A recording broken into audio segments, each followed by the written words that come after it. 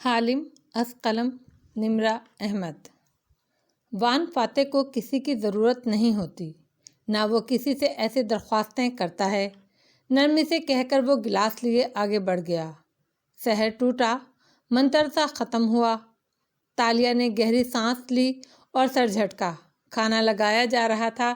وہ اپنے نام کی میز ڈھونڈتی آگے بڑھ گئی۔ تالیہ بنت مراد، جس گول میز پر اس کے نام کا کارڈ لگا تھا، اس پر اس کی نشست کے عین سامنے وان فاتح کا کارڈ تھا۔ فاتح البتہ ابھی میز پر نہیں آیا تھا۔ تالیہ تلخی سے مسکرائی اور کرسی کھینچی، پھر ٹھہر گئی۔ کرسی کے قریب گھاس پر لکیر کھینچی تھی، جوتے سے کھینچی گئی۔ یہ لکیر کسی شخص کو نظر نہیں آتی شاید، لیکن وہ تالیہ تھی۔ اس کا کام یہی تھا، لکیر کھینچ کر اپنی یاد دہانی کرنا کہ کس جگہ کھڑے ہونا ہے، ایسا پوائنٹ جہاں سے کوئی خاص شے دکھائی دیتی ہو۔ چونک کر اس نے ادھر ادھر دیکھا۔ لکیر والی جگہ پر ابھی تک کوئی نہیں کھڑا تھا، مگر یقیناً کسی نے وہ جگہ مختص کر رکھی تھی۔ وہ آہستہ سے اس جگہ پر کھڑی ہوئی اور دھیرے دھیرے گھومنے لگی۔ یہاں سے کیا نظر آتا تھا؟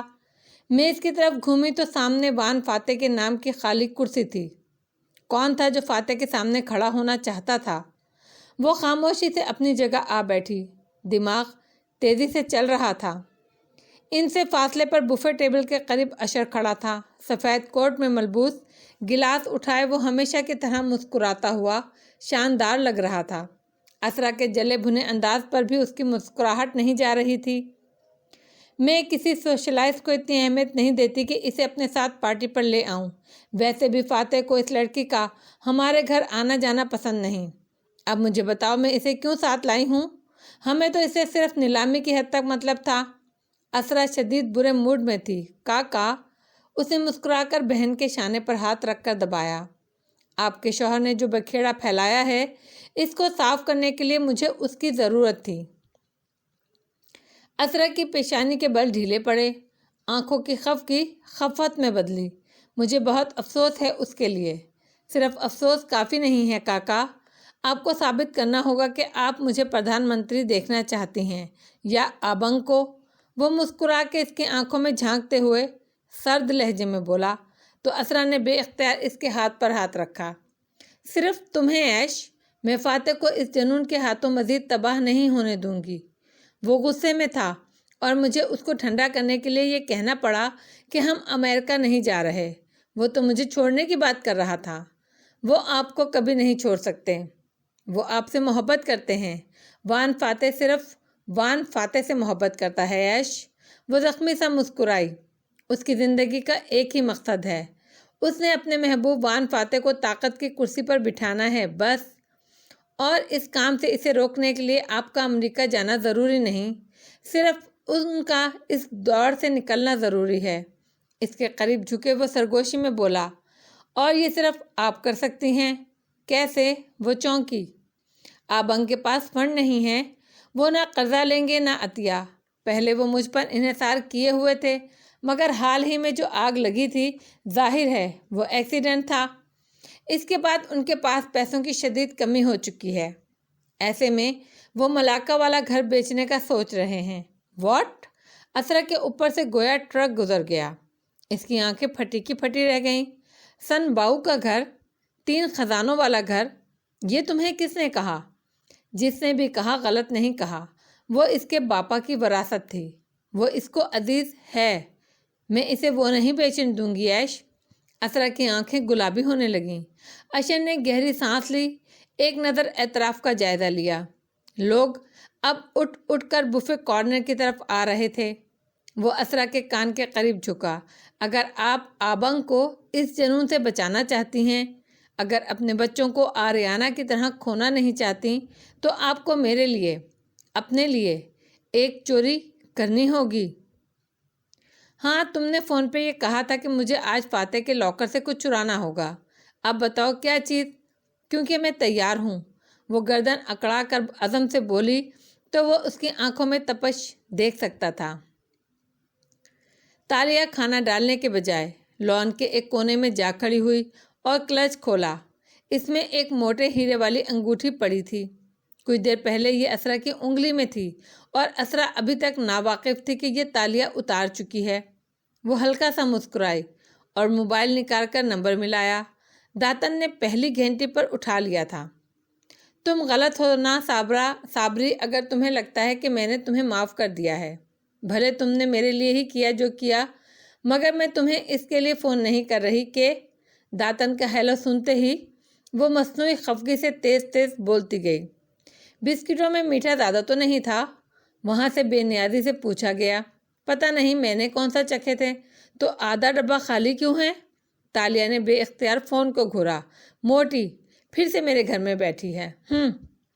مجھے کیا پتا، تم نے دیا ہی آدھا ہوگا، کلس کر بولی۔ اچھا مجھے معاف کر دو، میں نے غلط کیا مگر تمہارے لیے ہی کیا۔ ابھی نہیں چاہتی کہ تم اس معلوم چابی کا پیچھا کرو، لیکن اگر تم کرنا ہی چاہتی ہو تو یاد رکھو تمہیں ایڈم سے چھٹکارا پانا ہے۔ وہ سنجیدگی سے کہہ رہی تھی۔ کسی کا کچھ چرا کر اس کے کوٹ میں ڈال دو، جب اس کے پاس سے برآمد ہوگا تو اس کا اعتبار اور نوکری ختم ہو جائے گی اور تمہارا راز نہیں کھولے گا وہ۔ ہاں، اسرا کی انگوٹھی کا انتظام کر لیا ہے میں نے، ایڈم کی نوکری ختم کروانی پڑے گی آج۔ وہ دبی سرگوشی میں بولی۔ نظریں اس میز پر جمی تھیں جہاں اب فاتح اور اسرا آ کر بیٹھ چکے تھے، اور اس لکیر والی جگہ پر فاتح کا سیکریٹری عثمان ہاتھ باندھے آ کھڑا ہوا تھا، کھانا کھاتے ہوئے فاتح کے عین سامنے۔ داتن، ایک بات بتاؤ۔ اور ہاں، تمہیں معاف نہیں کیا میں نے ابھی۔ اچھا چھوڑو، بتاؤ۔ ہم نے جب اس سنگاپوری میئر کو اسکام کیا تھا تو ایک سیاسی ٹرم ہم نے سنی تھی، ٹریکر۔ ذرا مجھے یاد کراؤ کیا ہوتا ہے ٹریکر؟ وہ آنکھیں عثمان سے ہٹائے بغیر بولی۔ عثمان کی شرٹ کا دوسرا بٹن قدرے مختلف سا تھا۔ اتنے فاصلے سے بھی صرف ایک نظر دیکھ کر ہی تالیہ بتا سکتی تھی وہ بٹن کیمرہ کس کوالٹی کا تھا۔ ٹریکر بنیادی طور پر ان لوگوں کو کہتے ہیں جو موبائل کیمرے یا بٹن کیمرے یا پین کیمرے وغیرہ آن کر کے کسی سیاست دان کے پاس نجی محفلوں میں جا بیٹھتے ہیں، اور سیاست دان ٹھہرے صدا کے شوباز قسم کے لوگ۔ ان کو بولنے کا شوق ہوتا ہے، موضوع کو خاص سمت موڑو اور سیاست دان کو کسی کے بارے میں کوئی نازیبا بات کرنے پر مجبور کر دو، جیسے بچے اپنے دوستوں میں بری زبان استعمال کر لیتے ہیں مگر کبھی نہیں چاہتے کہ والدین کو پتہ چلے۔ سیاست دان اپنے دوست میں وہ کمنٹ بھی پاس کر دیتا ہے جو وہ عوام یا میڈیا کے سامنے نہیں کرتا۔ اس کی ویڈیو میں سے ایک آدھ فقرے کی چھانٹی کرو اور یوٹیوب پر لگا دو۔ کسی بھی سیاستدان کے کیریئر کو ایسی ٹریکر ویڈیوز سے اچھا خاصا نقصان پہنچ سکتا ہے، تو سیاستدانوں کو بھی سوچ سمجھ کر بولنا چاہیے۔ ہر انسان غلطی کرتا ہے تالیہ، مگر ہماری غلطیاں پرائیویٹ ہوتی ہیں اور سیاستدانوں کی غلطیاں پبلک۔ مگر تم کیوں پوچھ رہی ہو؟ فاتح کا سیکریٹری شاید فاتح کے لیے نہیں، اشر کے لیے کام کرتا ہے۔ وہ اس وقت خود ٹریکر بنا ہوا ہے۔ گھائل غزال کے پیچھے بھی اشر تھا، اس کے پیچھے بھی ہوگا، وہ دلچسپی سے دبی آواز میں کہہ رہی تھی، لبوں پر مسکراہٹ تھی۔ تو یہ تھا پارٹی کا مقصد۔ انٹرسٹنگ تالیہ، یہ ان کا آپس کا معاملہ ہے، اس کی فکر چھوڑو۔ تم ایڈم کا بندوبست کرو، زیادہ حکم نہ چلاؤ۔ میں ابھی تک ناراض ہوں تم سے۔ میں تو بس میری بچی یہی بتانا چاہتی تھی کہ بسکٹ میں نے ڈائٹ شوگر کی جگہ اصل شوگر ڈالی ہے۔ کیا؟ تالیہ کے 14 طبق روشن ہو گئے۔ فون کان سے ہٹا کر دیکھا۔ یا اللہ داتن، تمہیں اندازہ ہے میں نے کتنے کھا لیے؟ اف، اتنی کیلوریز! تم تو کہہ رہی تھی تم نے چکھے نہیں، مگر تالیہ غصے سے بولے جا رہی تھی۔ میں لیانا صابری تمہیں اپنی حرام اور حلال دونوں کی کمائی سے آگ کرتی ہوں۔ بات مت کرنا اب مجھ سے۔ غصے سے فون رکھا تھا۔ اف، آج ان کیلوریز کو برن کرنے کے لیے زائد ورک آؤٹ کرنا پڑے گا۔ If if. میز پر تمام افراد بیٹھ چکے تھے اور کھانا کھایا جا رہا تھا۔ خوش گپیاں جاری تھی۔ تالیہ کھانا لے کر آئی تو سب کسی بات پر ہنس رہے تھے جو یقیناً فاتح نے کہی تھی، اور یقیناً اسے عثمان کے کیمرے نے محفوظ کر لیا تھا۔ اشر نے سب کو سیلفی کے لیے متوجہ کیا۔ وہ بھی پلاسٹک کی گڑیا کے انداز میں مسکراتی رہی اور اشر نے سیلفی اتاری۔ سب واپس باتوں میں مصروف ہو گئے تو اشر مسکرا کر آبنگ کی طرف جھکا۔ ابھی ابھی اسی صحافی لڑکی نے وہ ساری خبر ٹویٹ کر دی ہے، پوری کیس رپورٹ بنائی ہے، میرے کسی پرانے دوست تک کا انٹرویو شامل کر لیا ہے۔ فاتح نے گہرا سانس لیا۔ برا ہوا۔ اوہ آبنگ، جیسے مجھے اندازہ ہی نہیں کہ وہ نوکری جانے کے بعد سب سے پہلے آپ کے پاس گئی ہوگی، مگر آپ نے اس کو ایسا جواب دیا ہوگا کہ اس نے غصے میں آ کر خبر بریک کر دی۔ رپورٹر کو لگتا ہے وہ سیاست دانوں کو تپاتے ہیں اور جواب اگلواتے ہیں، مگر سیاست دانوں کو رپورٹرز کو تپانا زیادہ اچھا آتا ہے۔ اس کے قریب جھکے بظاہر مسکرا کر کہہ رہا تھا۔ فاتح نے چاولوں سے بھرا چمچ منہ میں رکھتے ہوئے سر ہلایا۔ جیسا کہ میں نے کہا برا ہوا۔ پھر منہ میں ذائقہ گھلا تو خوشگوار حیرت سے اشر کو دیکھا۔ کھانا بہت اچھا ہے۔ جی، ملواتا ہوں آپ کو شیف سے۔ اشر نے ایک دم چٹکی سے رملی کو اشارہ کیا، جو فوراً سر ہلا کر آگے بڑھ گیا۔ اسرا نے دبی دبی مداخلت کی۔ شیف کو بلانے کی ضرورت نہیں ہے، مگر اشر نے انسنا کر دیا۔ فاتح اب شوق سے کھا رہا تھا۔ تالیہ کم کھا رہی تھی، ان سب کے تاثرات زیادہ پڑ رہی تھی، غور سے، خاموشی سے۔ پھر پل بھر کے گفتگو میں وقفہ آیا تو وہ کھنکاری، فاتح صاحب، مجھے سیاست کی اتنی سمجھ تو نہیں جتنی اس میز پر بیٹھے دوسرے لوگوں کو ہوگی۔ بلند آواز اور مضبوط لہجے میں بات کا آغاز کیا تو تمام افراد کھانا جاری رکھتے ہوئے اسے دیکھنے لگے۔ مگر کیا یہ سچ نہیں ہے؟ آپ کو لوگوں کی پہچان نہیں ہے؟ کیا آپ کو تھوڑا زیادہ شاطر نہیں ہونا چاہیے تھا تاکہ آپ غلط لوگوں پر بھروسہ کر کر دھوکہ نہ کھائیں؟ تمہارے خیال میں انسانوں کی پہچان رکھنا اور شاطر ہونا بہت ضروری ہے تاشا؟ وہ ہاتھ روک کر اس کی آنکھوں میں دیکھ کر پوچھنے لگا۔ تالیہ، اشر نے تصحیح کی، مگر کسی نے نہیں سنا۔ سیاست دان کے لیے تو بہت ضروری ہے سر، گھاگ اور شاطر ہونا۔ فاتح مدھم سا مسکرایا۔ سیاست دان کے لیے ہاں، مگر لیڈر کے لیے، ویژنری کے لیے جانتی ہو کیا ضروری ہے؟ نظریں تالیہ کی آنکھوں پہ تھیں۔ ایک مقدس کاز کا ہونا، نظریے اور اصولوں کا ہونا۔ مجھے انسانوں کی پہچان یا شاطر پن کی ضرورت نہیں ہے، کیونکہ میرے پاس ایک کاز ہے کہ مجھے اپنے ملک کو صوفیہ رحمان جیسے چوروں سے پاک کرنا ہے۔ تمہیں لگتا ہے میں گھاگ نہیں ہوں اور لوگ مجھے دھوکہ دے کر چھوڑ جاتے ہیں، مگر میں اس چیز کو ایسے نہیں دیکھتا۔ آپ اسے کیسے دیکھتے ہیں؟ صبح والی توہین بھلائے وہ بے خودی سے اسے دیکھے گئی۔ میں جس آنکھ سے دنیا کو دیکھتا ہوں تاشا، وہ کہتی ہے کہ جو لوگ میرے کاز کے ساتھ مخلص ہوں گے وہ آخر تک میرے ساتھ رہیں گے، اور جو دھوکے باز، غیر مخلص، بد دیانت لوگ ہیں وہ خود ہی ساتھ چھوڑتے جائیں گے، جیسے چھلنی سے کنکر چھن جاتے ہیں۔ وہ لمحے بھر کو بالکل لاجواب ہو گئی، مگر پھر کھنکاری۔ مگر تب تک وہ لوگ آپ کو کتنا نقصان پہنچا چکے ہوں گے، یہ سوچا کبھی آپ نے؟ وہ مجھے اس لیے نہیں چھوڑ جاتے کیونکہ میں سادہ ہوں، اور وہ مجھے نقصان، دھوکے میں ڈالنے میں کامیاب ہو جاتے ہیں۔ نہیں، وہ لقمہ چبانے کو رکا، پھر اسے دیکھتے ہوئے بات جاری رکھی۔ لوگ میرے ساتھ اپنے مفاد کے لیے اپنی مرضی سے آتے ہیں۔ کسی کا مفاد خود غرضی ہوتا ہے، کسی کا بے غرض۔ جب وہ دیکھتے ہیں وہ مجھے اور میرے نظریوں کو نہیں بدل سکتے تو وہ چھوڑ جاتے ہیں۔ لیڈر بننے کے لیے شاطر ہونا ضروری نہیں ہوتا، نہ جھکنے والا کردار ہونا ضروری ہوتا ہے۔ اشر صاحب، گفتگو کو مخل رملی کی آواز نے کیا تو سب اس طرف متوجہ ہوئے۔ وہ ایڈم اور ایک ادھیڑ عمر اسکارف والی عورت کو لا رہا تھا۔ عورت پرسکون اور سادہ لگتی تھی، البتہ ایڈم خفیف زدہ نظر آ رہا تھا۔ ماں کو ان لوگوں سے ملوانے کی کیا ضرورت تھی؟ خواہ مخواہ کی شرمندگی۔ اس کو سوچ میں مبتلا دیکھا سب نے، مگر تالیہ دیکھ سکتی تھی کہ رملی نے ایڈم کو وہیں کھڑا کیا جہاں کچھ دیر پہلے عثمان کھڑا تھا۔ کل کو وان فاتح کی کوئی ٹریکر ویڈیوز ریلیز ہوئی تو فوٹوگرافرز میں اس اینگل پر کون کھڑا نظر آئے گا؟ ایڈم، یعنی الزام ایڈم پر لگایا جائے گا۔ واہ، تلخی سے سر جھٹکا۔ اچھا، یہ کھانا ایڈم کی والدہ نے بنایا ہے؟ اسرا نے حیرت سے اشر کو دیکھا تھا۔ وہ مسکرایا اور ایڈم کی ماں کو دیکھا۔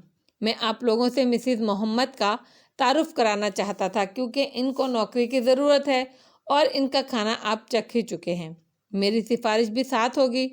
فاتح ابھی تک چاول کھا رہا تھا، قدرے بے نیاز تھا، بس مسکرا کر ایک دفعہ دیکھا پھر کھانے کی طرف متوجہ ہو گیا۔ دوسرے افراد نے سر ہلا کر توصیفی کلمات کہے۔ اسرا نے بھی بظاہر خوش دلی سے تعریف کی۔ تالیہ البتہ دلچسپی سے آدھی گھوم کر اس کی طرف متوجہ ہوئی۔ میں اپنے دوستوں میں پتہ کروں گی، کسی کو ضرورت ہوئی تو پہلا نام آپ کا تجویز کروں گی مسز محمد۔ کھانا واقعی بہت اچھا ہے۔ ایک نظر قدرے خفیف سے کھڑے ایڈم کو بھی دیکھا۔ آپ کا شکریہ میڈم۔ عورت سادگی سے مشکور ہوتی نظر آئی۔ ایڈم کے بھی بس 2 دن رہ گئے ہیں نوکری کے۔ آگے کیا ارادہ ہے تمہارا ایڈم؟ اشر نے نرمی سے پوچھا۔ وہ ایڈم کے وہاں کھڑے ہونے کے دورانیے کو بڑھانا چاہتا تھا، سو بات کو طویل دے رہا تھا۔ سر میں نوکری ڈھونڈ رہا ہوں، اور اگر نوکری نہ ملی تو میرے والد اسٹور پر کام کرتے ہیں، وہاں بیٹھ جاؤں گا پھر۔ وہ نظریں جھکا کر متناعت سے بولا، اسٹور میں بیٹھنے سے تو تمہارے مستقبل کے روشن ہونے کے کوئی امکان نہیں ہے۔ اشر ٹریک لگائے افسوس سے بولا تو اسکارف والی عورت بول اٹھی، ایڈم کا مستقبل بہت روشن ہے اشر صاحب۔ اور یہ آپ کو کیسے پتا؟ تالیہ نے دلچسپی سے گفتگو میں مداخلت کی۔ ایڈم کے ساتھ اس کے تایا کی دعائیں ہیں۔ ابھی وہ اتنا ہی بول پائی تھی کہ ایڈم نے ہڑبڑا کر اسے دیکھا۔ نہیں ماں، اللہ کا واسطہ ان لوگوں کے سامنے نہیں، دل میں سوچا۔ گھبرا کر آنکھوں میں منت کی، مگر ماں سب کو متوجہ دیکھ کر بات جاری رکھے ہوئے تھی۔ ایڈم کے تایا اس کے لیے بہت دعا کرتے تھے، ان کو سچے خواب بھی آتے تھے انہوں نے، مگر ایڈم کی آنکھوں کی منت دیکھ کر وہ چپ ہو گئی۔ کوئی خواب دیکھا تھا انہوں نے ایڈم کے بارے میں؟ تالیہ نے چونک کر بات پکڑی۔ ایبو کے پاس کوئی چارہ نہ تھا، وہ سادگی سے گویا ہوئی۔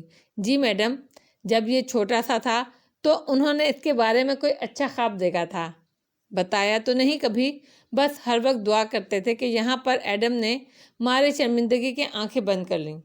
خیر، ہر وقت دعا کیا کرتے تھے کہ ایک دن آئے گا جب ایڈم محمد کو اللہ تعالیٰ زمین میں مدفن خزانوں کے راز بتا دیں گے، اور اس دن ایڈم دنیا کے بڑے بڑے حکمرانوں اور بادشاہوں سے بھی زیادہ طاقتور ہوگا۔ اس میز پر چند ممبرز پارلیمنٹ اور سینیٹرز اپنی بیویوں کے ہمراہ بیٹھے تھے۔ عثمان رملی جیسے مضبوط نوکریوں والے لوگ بھی پیچھے کھڑے تھے، جن کو عام لوگ سیاست دانوں سے ایک ملاقات کے لیے منتیں کرتے تھے۔ ایسے طاقتور لوگوں کی میز پر پہلے تو خاموشی چھا گئی، پھر اگلے ہی لمحے زور کا قہقہ بلند ہوا۔ فاتح بھی ہنسا تھا اور ایڈم شرم سے زمین میں گڑ گیا۔ سب نے اس بات کو خوب انجوائے کیا تھا۔ آمین۔ قہقہ تھما تو تالیہ کی آواز گونجی۔ میز پر یکدم خاموشی ہوئی، تمام گردنیں اس کی طرف مڑی اور وہ ایڈم کی ایبو کو دیکھ رہی تھی۔ صرف وہ نہیں ہنسی تھی۔ ثم آمین، وہ حوصلہ افزا انداز میں مسکرا کے ایبو سے کہہ رہی تھی۔ ایڈم نے بے یقینی سے نظریں اٹھائیں۔ اسے لگا تالیہ نے طنز کیا ہے، مگر اس کے چہرہ کسی بھی کھوٹ سے پاک لگ رہا تھا۔ آپ میرے معزز دوستوں کے کہکے کا برا نہ منائیے گا، مگر یہ ایسا ناممکن بھی نہیں ہے مسز محمد۔ اس دنیا میں اگر لوگوں کو سچے خواب آ سکتے ہیں تو وہ سچ بھی ہو سکتے ہیں۔ اب اشر صاحب کے دادا کو ہی لے لیجئے۔ ہاتھ سے اشارہ کیا۔ وہ چائے کی پتی کا کام کرتے تھے۔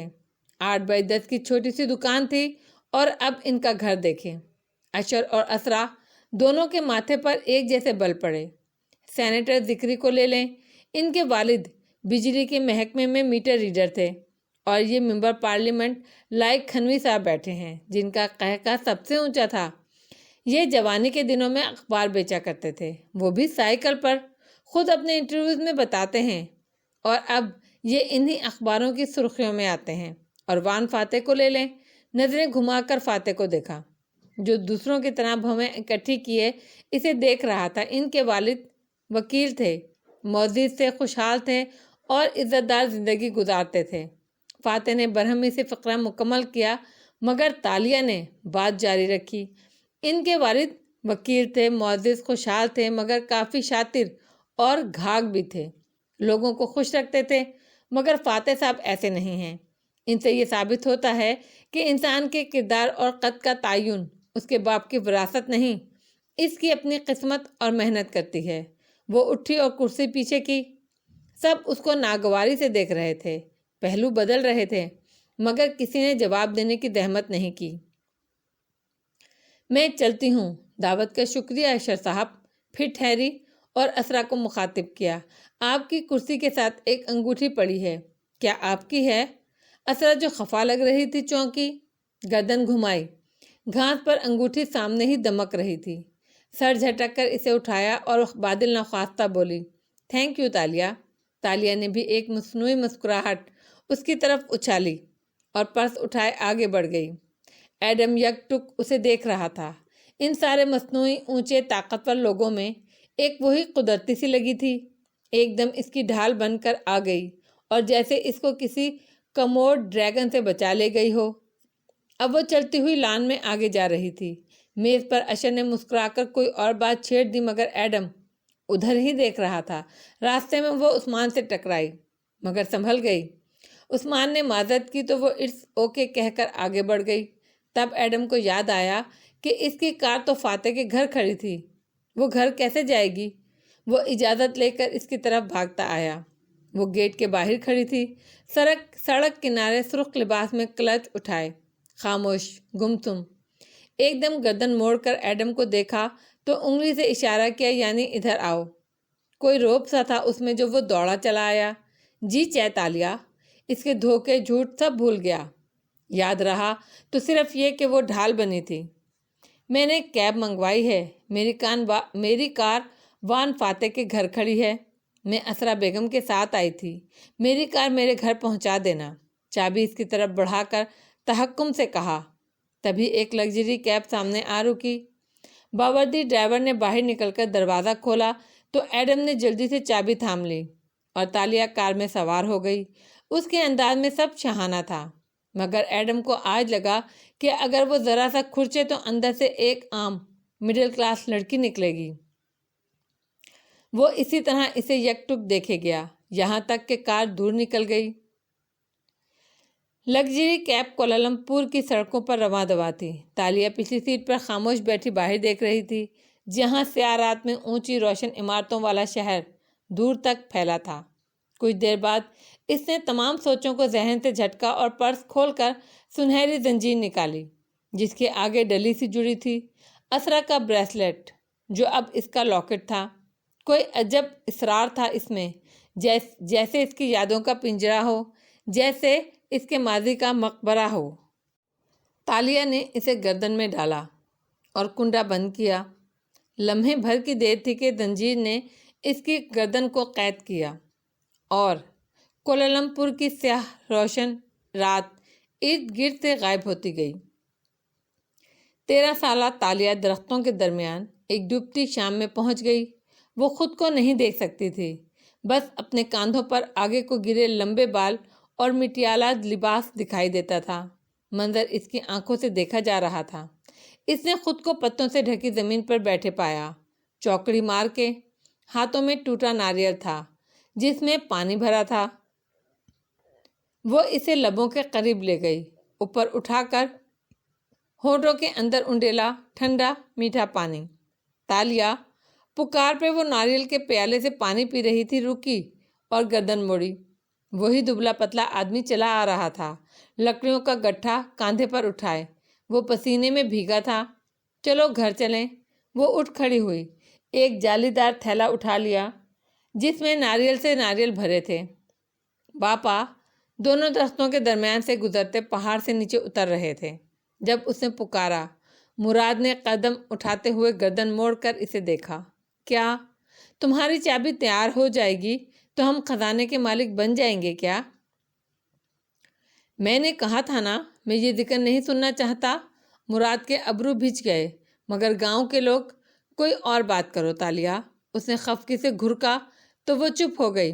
تھیلا کاندھے پر لادے چلتی گئی، سر خفگی سے خوب جھکا لیا۔ کیا تم کل شکار پہ چلو گی میرے ساتھ؟ کچھ دیر بعد اس نے نرمی سے پکارا۔ نہیں۔ وہ نروٹھے پن سے قدم اٹھاتی رہی۔ اونچے درختوں کے درمیان گیلی زمین پر وہ چلتے جا رہے تھے جیسے کوئی جنگل ہو۔ درختوں کے اوپر آسمان پر سورج ڈوبتا دکھائی دیتا تھا۔ اندھیرا پھیلنے کو تھا۔ ادھر سے مڑ جاؤ۔ وہ اپنی دھن میں آگے بڑھتی جا رہی تھی۔ مراد نے شانے سے پکڑ کر موڑا تو وہ چونکی۔ ہم نے اس طرف نہیں جانا۔ نہیں بے وقوف، ہم دوسری طرف سے آئے تھے۔ جنگل میں سارے راستے ایک سے ہیں باپا، تمہیں راستہ کیسے مل جاتا ہے؟ وہ ناراضگی بھول کر پوچھنے لگی۔ کیونکہ میں زمین کو نہیں دیکھتا، آسمان کو دیکھتا ہوں۔ راستہ اوپر دیکھنے والوں کو ہی آسانی سے ملتا ہے۔ وہ دیکھو۔ اس نے درختوں سے دور اوپر انگلی اٹھائی تو لڑکی سر اٹھا کر دیکھنے لگی۔ وہ تارا، اس کو دائیں ہاتھ رکھو گی تو سیدھ میں چلتی جاؤ گی اور ہم گاؤں پہنچ جائیں گے۔ غور سے دیکھو۔ میرے دیکھنے کی کیا ضرورت ہے باپا، تمہیں راستہ معلوم تو ہے۔ وہ لاپرواہی سے کندھے اچکاتی سامنے دیکھ کر چلنے لگی۔ میں تمہیں سکھانا چاہ رہا ہوں بیٹا، اگر کبھی کھو جاؤ جنگل میں یا کسی دور کی جگہ پر تو اس ستارے کو غور سے دیکھو۔ اس نے زبردستی اس کا سر اٹھایا تو وہ اوپر دیکھنے لگی۔ اس کو دائیں ہاتھ رکھو اور یوں سیدھ میں چلتی رہو۔ کسی راہگیر، کسی مسافر، کسی کی بات مت سننا، صرف اپنے باپا کی بات یاد رکھنا اور صرف اس تارے پر بھروسہ کرنا۔ منظر مدھم پڑتا گیا، بوجھ سا بڑھتا گیا تو اس نے بے اختیار لاکٹ نوچ اتارا۔ آپ کی منزل آ گئی میم۔ ڈرائیور دروازہ کھولے کھڑا تھا۔ وہ کوالالمپور کی چمکتی جاگتی رات میں واپس آ چکی تھی۔ جھرجھری لے کر اس نے سر جھٹکا اور سنبھل کر اتری۔ سامنے حالم کا اونچا بنگلہ کھڑا تھا اور کوئی وہاں اس کے انتظار میں موجود تھا۔ فاتح نے پارٹی سے آتے ہی اپنے اسٹڈی میں چلا گیا، جبکہ اسرا گھر کے بیرونی پورچ میں کھڑی تھی۔ سینے پر بازو لپیٹے وہ خاموشی سے ایڈم کو دیکھ رہی تھی جو تابع داری سے بتا رہا تھا۔ چیتالیہ نے اپنی کار کی چابیاں دی ہیں، ان کے گھر ڈراپ کر آؤں کار؟ کر آؤ، اور سنو، آہستہ سے بولی۔ مگر فاتح کو بالکل پسند نہیں کہ ان کا باڈی-مان دوسری امیر خواتین کا پوڈل یعنی پالتو کتا بن جائے۔ اگر کوئی پوچھے تو کہنا تالیہ خود لے کر گئی تھی کار۔ تمہاری جاب کے 2 دن رہ گئے ہیں، فاتح سے ڈانٹ نہ کھاؤ تو اچھا ہے۔ میں خاموش رہوں گا میڈم۔ ایڈم نے سمجھداری سے سر تسلیم خم کیا تو اسرا نے ہاتھ سے برخاست ہونے کا اشارہ کیا۔ اوپروان فاتح اپنی اسٹڈی میں بیٹھا لیپ ٹاپ پر کچھ ٹائپ کر رہا تھا۔ کوٹ اتار چکا تھا اور آستینوں کے کف موڑ رکھے تھے۔ آنکھوں پہ اینک لگی تھی اور نظریں اسکرین پر جمی تھیں۔ موبائل بار بار بج رہا تھا جس کو وہ نظر انداز کر رہا تھا۔ بالآخر تنگ آ کر اس نے اٹھا لیا۔ دوستوں عزیزوں کے ایک ساتھ پیغامات آنا شروع ہو گئے تھے۔ اس نے چونک کر گھڑی دیکھی، 12 بج چکے تھے۔ نیا دن شروع ہو گیا تھا۔ آریانہ بنت فاتح کی یاد میں، خدا کرے آپ کی بیٹی آج کے روز 6 سال پہلے کوئی تھی، کسی اچھے گھرانے کو مل گئی ہو۔ آریانہ جہاں بھی ہو، اللہ اسے خوش رکھے اور آپ سے دوبارہ ملا دے۔ وہ سب آریانہ کے نام کے پیغامات تھے، دعائیں، گڈ لک میسیجز۔ وہ اداس مسکراہٹ کے ساتھ پڑھتا گیا۔ چند ایک کو شکریہ لکھ کر بھیجا، پھر ایک دم دل ایسا اداس ہوا کہ اس نے اینک اتار دی اور ٹیک لگائی۔ بازوؤں کا تکیہ بنا کر سر کے پیچھے رکھ لیا۔ مسکراتی غمزدہ نگاہیں سامنے دروازے پر جمی تھیں۔ سفید نکھرا نکھرا سا دروازہ، جیسے سفید دودھیا لباس ہو، کسی پری جیسا۔ میرا کریڈٹ کارڈ۔ وہ دونوں حال میں اوپر تک جاتی کرسیوں کے وسط میں بیٹھے تھے۔ جب فاتح نے اسٹیج کو دیکھتے ہوئے ہتھیلی اس کی طرف پھیلائی، ساتھ بیٹھی آریہ نے جھٹ سے کارڈ اس کے ہاتھ پر رکھا۔ ہیئر بینڈ لگائے وہ خوش اور پرجوش نظر آتی تھی۔ ان کی نشستیں اندھیرے میں تھیں، روشنی اسٹیج پر تھی جہاں ڈرامے کا ایکٹ جاری تھا۔ کردار اپنے اپنے مکالمے بول رہے تھے۔ ان میں سے تاشا آگاپووا کون ہے؟ اس نے آریانہ کی طرف جھک کر سرگوشی میں پوچھا۔ وہ جو ہتھیلیوں کے پیالے میں چہرہ رکھے دلچسپی سے اسٹیج پر پرفارمنس دیکھ رہی تھی، مداخلت پر بدمزہ ہوئی اور خفگی سے نگاہیں موڑی۔ آپ کو ابھی تک کہانی نہیں سمجھ آئی ڈیڈ؟ مجھے فنکشن بور کرتا ہے بیٹا، وہ بے بسی سے شانے اچکا کر بولا۔ آریانہ نے افسوس سے گہری سانس لی۔ جو لوگ جادوئی چیزوں پر یقین نہیں رکھتے، ان کی زندگی میں کبھی جادو آتا ہی نہیں ہے ڈیڈ۔ یہ تم نے خود سے کہا۔ اگر آپ اسٹوریز پڑھتے تو آپ کو پتا ہوتا یہ کس نے کہا تھا۔ خفگی سے کہہ کر بتانے لگی، یہ ایک پلے ہے، رشین پلے۔ اس میں ایک پری ہے، تاشا آگاپووا۔ وہ کالے کپڑوں والی؟ وہ اس کا گارڈ ہے ڈیڈ، اس کی مونچھیں بھی ہیں۔ تاشا سفید کپڑوں والی ہے۔ آریانہ روحان سی ہوئی۔ اچھا اچھا ٹھیک ہے، آگے؟ وہ بظاہر سمجھتے ہوئے اسٹیج پہ کھڑی لڑکی کو دیکھ رہے تھے جس کے لمبے سنہرے بالوں پر تاج رکھا تھا اور سفید مکسی پاؤں تک آتی تھی۔ وہ گردن اکڑائے کھڑی اپنے قدموں میں جھکے شخص کی بات نخوست سے سن رہی تھی۔ تاشا ایک رحم دل پری ہے جو دوسروں کی مدد کے لیے دنیا میں آئی ہے۔ مجھے تو یہ کوئی مغرور اور خشک عورت لگ رہی ہے، بورنگ پریٹی وومن۔ ابرو اٹھا کر تبصرہ کیا، پھر آریانہ کا چہرہ دیکھا تو سنبھلا۔ میں ویسے ہی ایک بات کر رہا تھا، مگر آریانہ مزید کہانی سنانے کے موڈ میں نہیں تھی۔ اونہ کر کے سامنے دیکھنے لگی۔ کوئی جدید طرز کی فیری ٹیل جس کو دکھانے وہ باپ کو اس کی سالگرہ کے دن کھینچ کر تھیٹر لے آئی تھی۔ آریانہ کی ناراضگی تھوڑی دیر برقرار رہی، پھر جیسے جیسے کہانی آگے بڑھی اس کی مسکراہٹ گہری ہوتی گئی۔ ایک موقع پر اس نے جوش سے فاتح کی کلائی دبائی۔ تاشا کتنی پیاری ہے ڈیڈ۔ وہ اس گوری گلابی پھولے گالوں والی لڑکی سے نظریں ہی نہیں ہٹا پا رہی تھی۔ میں اس ہاتھ سے لکھتا ہوں بیٹا، اس نے کراہ کر ہاتھ پیچھے کھینچا۔ ڈیڈ مجھے تاشا کا آٹوگراف لینا ہے۔ جیسے ہی شو ختم ہوگا آپ مجھے اس کے پاس لے کر جائیں گے۔ فاتح نے بے اختیار جھرجھری لی۔ میں نے آج تک کسی کا آٹوگراف نہیں لیا۔ اس نے اس لیے خاموشی سے بیٹھو۔ اچھا فوٹو تو لینے دیں۔ وہ اپنی سیٹ پہ اوپر نیچے اچھلتی دبی آواز میں منت کر رہی تھی۔ اوپر نیچے بیٹھے لوگ گردنیں موڑ کر دیکھنے لگے۔ بیبی اگر تم یوں ہی بولتی رہو گی تو ان بیچاروں کے ڈائلاگ مس کر دو گی۔ آریانہ چونکی، پھر فوراً سیدھی ہوئی اور سب بھول بھال کر سامنے دیکھنے لگی۔ پھر کتنے ہی دن وہ تاشا آگا پوا کی باتیں کرتی رہی۔ آریانہ یہ ماننے کو تیار نہ تھی کہ تاشا کوئی انسان تھی۔ اس کے نزدیک وہ کوئی پری تھی۔ آریانہ فیری ٹیلز میں رہنے والی پیاری سی ننھی بچی تھی جس کی خواہش تھی کہ وہ خود بھی کسی فیری ٹیل کا کردار بن کر کتابوں میں چلی جائے۔ فاتح اس کو تاشا سے ملوانے نہیں لے کر گیا۔ اس بات پر کتنے دن آریانہ نے اس سے ٹھیک سے بات نہیں کی۔ وہ ممبر پارلیمنٹ تھا، لوگ اس سے ہاتھ ملانے دیوانہ وار قطاروں میں کھڑے ہوتے تھے۔ وہ کسی عام سے اداکار کے پیچھے پیچھے جاتا اپنی بیٹی کے ساتھ نان سینس، مگر آریانہ کا جنون ختم نہیں ہوتا تھا۔ اسرا نے بھی اس سے شکایت کی، پھر اگلے ہفتے وہ اسے دوبارہ تاشا آگا پوا کی نمائش پر لے گیا، مگر اس دفعہ ڈرامے میں جہاں دوسرے تمام اداکار وہی تھے، تاشا کا کردار ادا کرنے والی لڑکی کوئی اور تھی۔ آریانہ کو مزہ نہیں آیا۔ وہ واپسی پر منتظم کو روک کر پوچھنے لگی، پچھلی دفعہ تو تاشا کوئی اور لڑکی بنی تھی، وہ لڑکی کہاں ہے؟ ہماری ایکٹریس میڈم روز کی کار خراب ہو گئی تھی، وہ آ نہیں سکی تھی تو ہم نے جلدی میں ایک ایکسٹرا سے یہ رول کروایا تھا۔ آریانہ مزید اداس ہو گئی۔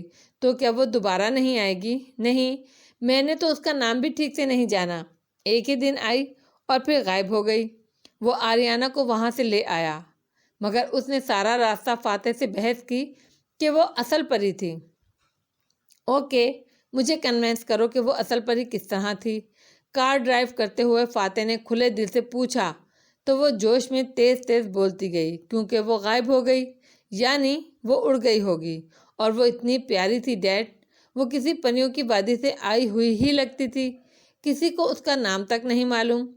مجھے پتا ہے کیا سوچ رہا ہوں میں، وہ تھوڑی کو دو ناخنوں سے رگڑتے ہوئے بولا۔ اصل اداکارائیں کبھی پرفارمنس مس نہیں کرتی، لیکن پچھلے ہفتے اصل ایکٹریس نہیں آ سکی کیونکہ اس کی کار خراب ہو گئی تھی۔ عجیب، مجھے لگتا ہے یہ کوئی اداکارہ بننے کی خواہش مند لڑکی تھی جس نے اصل اداکارہ کو کسی مشکل میں پھنسانے کے بعد آنے سے روکا اور خود رول لینے پہنچ گئی ہو۔ آپ کا مطلب ہے وہ پری نہیں تھی؟ وہ برا مان کر اسے دیکھ رہی تھی۔ میرا خیال ہے وہ کوئی فراڈ تھی جو کسی دوسرے کی جگہ ناجائز طریقے سے ہتھیانے جا رہی تھی۔ آریانہ کا چہرہ سرخ ہو گیا۔ ہر کوئی آپ کو ان پولیٹیشین جیسا نہیں ہوتا ڈیڈی۔ وہ منہ پھیر کر رخ پھیر کر بیٹھ گئی اور فاتح نے گہری سانس لی۔ میں سچ بولوں بیٹا تو تمہیں برا لگتا ہے، مگر وہ کوئی پری نہیں تھی، پھر وہ شہزادی تھی، چاہے آپ مانیں یا نہ مانیں۔ چند ہفتوں بعد آریانہ اس کو بھول بھال گئی، مگر وہ چہرہ اور وہ نام فاتح کی یادداشت میں فیڈ ہو چکا تھا۔ سنہری بالوں والی تاشا آگا پووا۔ ایک دفعہ وان فاتح سے کسی کا تعارف ہو جائے اور کسی کا کوئی امپریشن بن جائے تو وہ اسے کبھی نہیں بھولتا، اور جس لمحے اس نے اسرا کی گیلری میں اس لڑکی کو دیکھا وہ اسے پہچان گیا تھا۔ وہ پہلے سے دبلی پتلی اور گرومڈ لگ رہی تھی، مگر واللہ یہ وہی تھی۔ پھر اس نے سنا ایڈم نے اس سے بدتمیزی کی ہے۔ ایڈم کا خیال تھا وہ تینگو کامل کے گھر کی نوکرانی کی طرح لگتی ہے۔ یہ بات ایڈم کو کسی نے پوری بولنے نہیں دی، مگر فاتح سمجھ گیا تھا کہ وہ کیا کہہ رہا ہے۔ اس نے تینگو کامل کی نوکرانی کو نہیں دیکھا تھا۔ شاید چند سیکنڈ کے لیے کوئی نوکرانی اندر آئی تھی، مگر اس کے کاندھے کے پیچھے سر جھکائے کھڑی رہی تھی۔ وہ ایڈم کی حوصلہ افزائی نہیں کرنا چاہتا تھا، نہ ہی اسرا نے وہ نوکرانی دیکھی تھی، مگر اس کے دل میں موجود اس لڑکی کے لیے لکھا فراڈ کا لفظ مزید گہرا نقش ہو گیا تھا۔ کچھ غلط تھا اس لڑکی میں، کچھ پراسرار، کچھ اچھوتا۔ وہ پری ہے ڈیڈ، یا پھر کوئی شہزادی، آپ مانیں یا نہ مانیں۔ آریانہ چپکے سے کان میں بولی تو وہ سوگواریت سے مسکرا دیا۔ ماضی غائب ہو گیا اور وہ اپنی اسٹڈی میں تنہا بیٹھا تھا۔ موبائل پہ آریانہ کے لیے پیغامات ہنوز آ رہے تھے۔ اس نے پھر سے اینک لگائی اور ان کو پڑھنے لگا۔ اشر محمود کے اونچے قلعے کے لان میں کیٹرنگ والے چیزیں سمیٹ رہے تھے۔ صفائی جاری و ساری تھی۔ قلعے کے اندر آؤ تو گول لاؤنج میں وہ صوفے پر بیٹھا تھا۔ ٹانگیں قینچی صورت میز پر رکھی تھیں اور ٹائی ڈھیلی کر رکھی تھی۔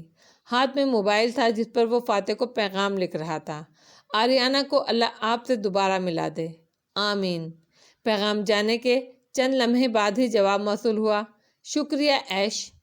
اشر نے موبائل پرے ڈالا اور گردن اٹھا کر اوپر جگر جگر کرتے فانوس دیکھنے لگا۔ اس کے لبوں پر مسکراہٹ تھی۔ باپا کاش آپ یہ دن دیکھنے کے لیے زندہ ہوتے۔ تلخی سے وہ بڑبڑایا تھا۔ فانوس کی روشنی سارے لاؤنج کو روشن کیے ہوئے تھی۔ اونچی دیواروں پر خوبصورت بڑی بڑی پینٹنگز آویزہ تھیں، قیمتی لمبے صوفے، مخملی نفیس پردے۔ اس سارے عشرت کدے میں وہ تنہا صوفے پر نیم دراز تھا۔ کبھی اس طرح اس کے باپا یہاں بیٹھے ہوتے تھے۔ اس نے آنکھیں بند کی تو چھم سے سارا منظر سامنے آ گیا۔ وہ سامنے والے صوفے پر بیٹھا تھا، قدرے بے چین اور غیر آرام دہ سا، اور ایک چینی نقوش اور صاف رنگت والے صاحب بڑے صوفے کی پشت پر بازو پھیلائے بیٹھے تھے۔ ان کے چہرے پر برہمی تھی۔ کب تک تم فاتح کے غلام بنے رہو گے؟ میں ان کا غلام نہیں ہوں باپا، وہ برا مان کر بولا۔ میں ان کا کمپین مینیجر اور پولیٹیکل سیکریٹری ہوں۔ میں ان کو الیکشن جتوانا چاہتا ہوں تاکہ… اور کب تک تم یہ سب کر سکو گے ایش؟ وہ ناگواری سے کہہ رہے تھے، تمہارا اپنا بزنس ہے، اس کو تمہارا وقت چاہیے، تمہاری ایک زندگی ہے، کل کو شادی کرو گے، کیا تب بھی فاتح کے پیچھے پیچھے ڈائری لیے پھرتے رہو گے؟ آبنگ ایک کاز کے لیے نکلا ہے اور میں ملائیشیا کے لیے۔ تمہارا آبنگ بادشاہ آدمی ہے، بے فکر اور بے نیاز، اسے کوئی فرق نہیں پڑتا اگر تم اس کے لیے اپنے کئی سال لگا کر بھی دو، وہ تب بھی اقتدار میں آ کر تمہارے لیے کچھ نہیں کرے گا ایش۔ میرے بیٹے، تمہیں اس شخص سے کوئی بدلہ نہیں ملے گا۔ ان کی آواز دھیمی ہوئی، آنکھوں میں اس کے لیے ہمدردی اور فکرمندی تھی۔ اشر کا دل دکھنے لگا۔ میں صرف ملائیشیا کے لوگوں کے لیے یہ کر رہا ہوں ڈیڈ، مجھے اپنے ملک سے بہت محبت ہے۔ تم ملائیشیا کو ایک ایسے شخص کے ہاتھوں میں دینا چاہتے ہو جو اتنے برس باہر رہا۔ اسے ہم سے زیادہ ملائیشیا سے محبت نہیں ہے ایش۔ میں آبنگ کو نہیں چھوڑ سکتا۔ باریشن نیشنل میری زندگی ہے۔ وہ تڑپ اٹھا، میں ہمیشہ باریشن نیشنل سے منسلک رہنا چاہتا ہوں، ایک کمپین مینیجر کی طرح، ایک پولیٹیکل سیکریٹری کی طرح، یا کسی بڑے درندے کی طرح۔ اشر چونکا، بڑا درندہ؟ اگر تمہیں اس گندے سمندر میں رہنا ہے تو رہو، شوق سے رہو، لیکن مچھلی بن کر رہنا ہے یا مگرمچھ بن کے، اس کا فیصلہ تمہیں ابھی کرنا ہوگا۔ تم فاتح سے کم نہیں ہو۔ تم نے اس کی پچھلی کمپین بھی چلائی اور اب وہ دوسری دفعہ ممبر پارلیمنٹ منتخب ہونے جا رہا ہے۔ 5 سال بعد وہ وزیر اعظم بننے کا سوچے گا اور تم کہاں ہوگے؟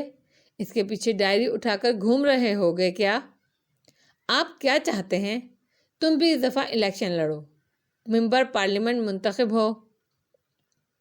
پھر تم پر نئے مواقع اور نئے راستے کھلیں گے۔ تم فاتح کی مدد کرتے رہو مگر اپنے لیے بھی راستے ہموار کرو۔ فاتح تمہیں کچھ نہیں دے گا۔ اس کو کل کوئی بہتر سیکریٹری مل گیا تو وہ 1 منٹ میں تمہیں نکال باہر کرے گا، لیکن اگر تم ممبر پارلیمنٹ بن جاؤ تو تمہیں کوئی آسانی سے نہیں نکال سکتا۔ وہ حیران رہ گیا۔ مجھے کون ووٹ دے گا؟ باپا نے ٹانگ سے ٹانگ ہٹائی اور آگے کو جھک کر بیٹھے۔ وان فاتح کو کس نے پچھلا الیکشن جتوایا تھا؟ تمہاری محنت نے اور اسرا کی سپورٹ نے۔ اگر تم اس کے لیے یہ کر سکتے ہو تو اپنے لیے کیا نہیں کر سکتے عیش؟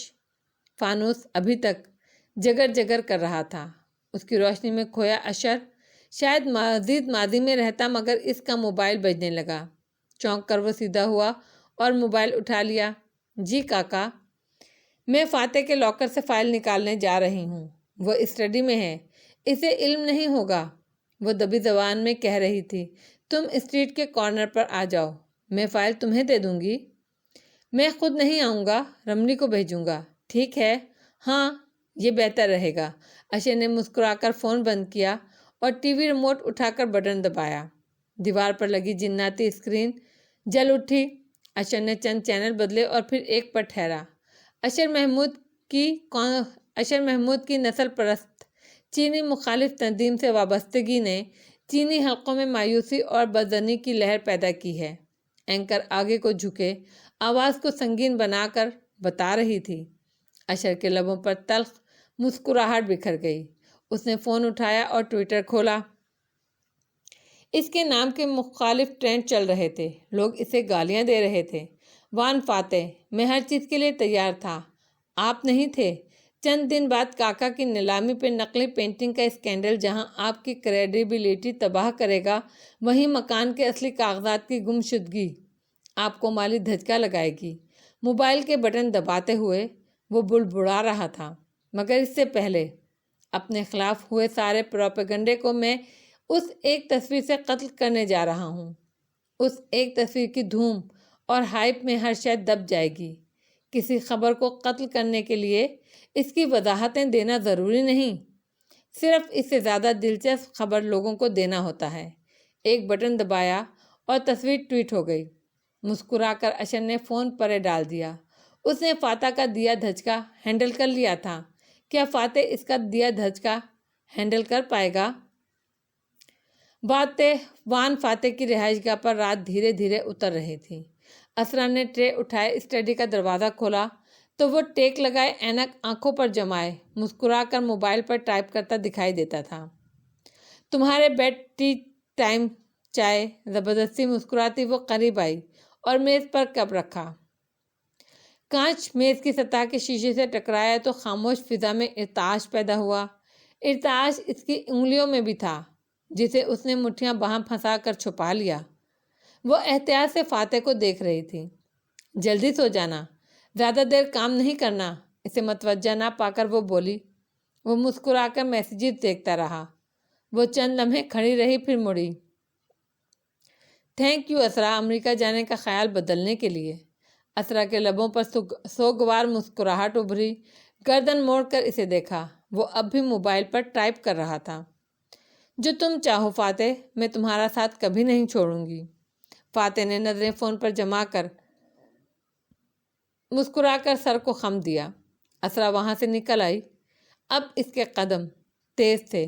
لاؤنج میں آ کر ایک نظر CCTV کیمرے کو دیکھا جو وہ بند کر چکی تھی، پھر تیزی سے فاتح کے کمرے میں آئی۔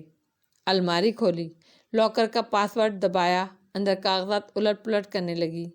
ایک پورا فولڈر نکالا اور لاکر بند کر دیا۔ کچھ دیر بعد وہ سر پہ شال اوڑھے، پیروں میں جوگرز پہنے گیٹ سے باہر نکل رہی تھی۔ رات کو 2 گارڈز ہی گیٹ پر ہوتے تھے۔ میں واک پر جا رہی ہوں۔ وہ اکثر رات کو واک پر نکل جاتی تھی۔ گارڈ نے صرف سر ہلایا۔ وہ فائل شال میں چھپائے، سینے پر بازو لپیٹے تیز تیز چلتی گئی۔ اگلی اسٹریٹ کے کونے پر رملی کار میں موجود تھا۔ وہ فوراً باہر نکلا۔ اسرا نے شال سے فائل نکال کر اس کو دی اور کچھ کہے بنا واپس مڑ گئی۔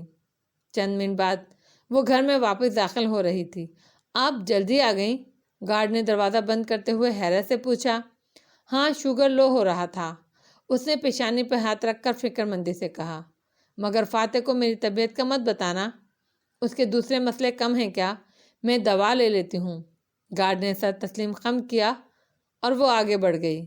فاتح بے خبر ابھی تک اوپر اسٹڈی میں موبائل ہاتھ میں لیے سوگواریت بھری مسکراہٹ سے پیغامات کا جواب دے رہا تھا۔